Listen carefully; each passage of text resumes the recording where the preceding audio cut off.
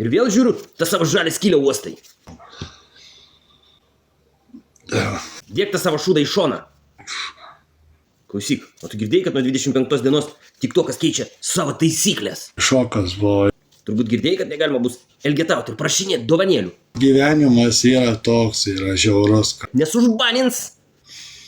Tokių žmonių daug yra. Atleiskit, bet kad aš pasakiau, taip.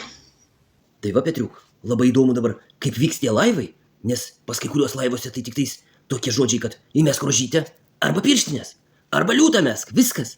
Daugiau nėra apie ką kalbėti. Ir šiaip apskritai, tik tokie, vieni kitų vidosus permetinė. Tai ką visi darysim, a? Realiai yra tokių procentaliai daug žmonių ir galiu pasakyti, ten yra beprasmis gyvenimas. Petrai, bet tu gali pridėti ranką prie širdies ir TikTokui pasakyti ką nors. Kad yra žiaurus toks gyvenimas ir tai pripažinti, kad materializmas plinta visur. Ir aš tą pats pamačiau, kad žmonėm labiausiai pinigai svarbu. Klausyk, Petrai, nesinervuok, įkvėp, suskaičiuok iki 5. 2, 3, 4, 5. Nu ir dabar įkvėpk savo tos žalios skylės.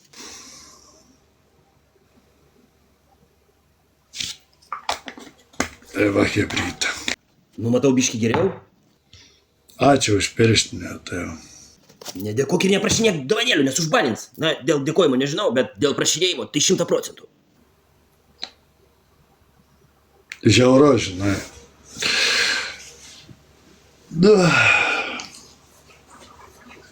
Klausyk, Petrai, jo papa, būk vyras. Vyrai neverkia, tugi dovanėlių neprašinėjai. Tai turėtų būti ramus, nors pokyčiai bus ne tik tame. Tai va čia toks ir gyvenimas yra.